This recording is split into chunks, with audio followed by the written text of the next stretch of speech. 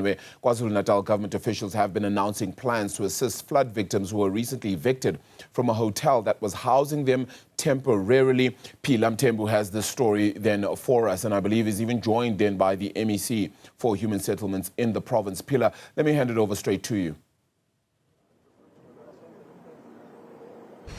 All right, thank you so much, Arabile. So where we are now, it is at the Montclair Lodge, and rightfully, as we had, predicted earlier on our crossing, the department had actually bought this particular lodge to utilize to accommodate, rather, the flood victims. We did see over the past few days over there, quite a number of them were kind of left destitute, really thrown out of the accommodation that they had been sheltered under, and as part of the plans to improve the situation and also ensure that they do not get to go through all of this again, I'm going to bring in the MEC, KZN MEC for Human Settlements, Siboniso Duma, who has held a media briefing this morning just to give us an idea or an intervention with regards to ensuring what we saw happen over the past few days does not happen again. We understand that you had also had an engagement physically with the Minister of Human Settlements in Gauteng. If you could tell us a bit more about that. Let me greet your good self, Phila, and your viewers at home. Indeed, it is just another proactive strategy. As you know, that we are the province that is prone towards disasters. From now onward, we've just come up with a galvanized strategy. Let us buy this, and we spend 33 million just procuring from Transnet, so that from now onwards, whenever there is a disaster, we'll have this as a temporal measure, and we are going to renovate it, refurbish, and ensure that it is in a nice, conducive environment.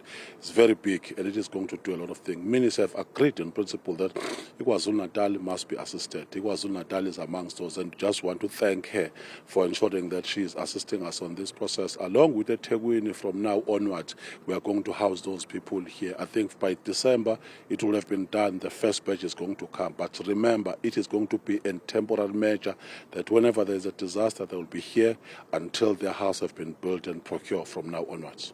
And also, I'm wondering, MEC, now how do we ensure what's happened over the past few days does not happen again, because it was a very disheartening thing to see for people to actually spend the night out in those hazardous conditions?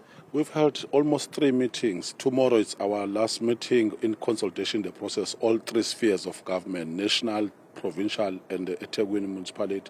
Yes, we are going to consolidate our approach. The technocrats have been assigned, just come up with everything, the paperwork, seal almost all the checklist that is required. So I think we're not going to see this in the near future, and we've already balanced that processes. As a current government, we had to do something. That is why we thank the councillors, Councillor Shaba, Councillor Mgonyama, Councillor Mgwengo, in ensuring, along with volunteers, that they were able to assist people, and the situation was salvaged before it was blown out of proportion.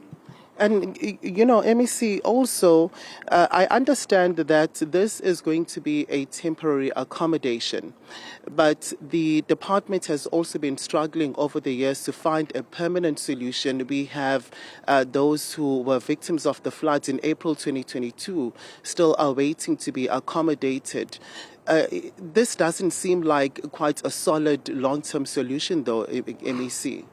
I think it is, in a nutshell. Just remember that almost 4,000, if you identify Konopia, if you identify Shellcross, if you identify the areas that have been started already around the Amakosi area, Inkosi, Nasemgababa, Inkosi Ultuli, Inkosi Ungcobo, yes, we'll have an adequate solution. But the reality is that we are not going to say that from then onward we won't have disasters. We are just going to come up with this solution as a strategic, tactical component. Whenever you have people, they are no longer going to be going to private areas and we pay a lot of money. We are no longer going to pay. Instead, government is going to design the system where internally we can provide a temporal shelter. That is what we want to do, and strategic in almost all the areas. You know that eThekwini is the one that is mostly affected. So from then, eThekwini is no longer going to be affected if we open all these facilities. And also they've been concerns with regards to the victims that have been moved, the issue of school transportation. We also received quite a number of concerns at some point, saying that some of the children had not even been going to school for over a month. Writing exams were also affected. But this is an assurance that we did get from the department that they were going to be assisted and ensure that school continues for them as per normal. But this was not the case in some instances. Remember the cross-cutting measures in the province of KwaZulu-Natal. We almost lost 20 billion over the last 10 years. It means that education does not have. That is why even the norms and standards had to do differently. Department of Transport is always leaning on what we have. But as a current government, we do try.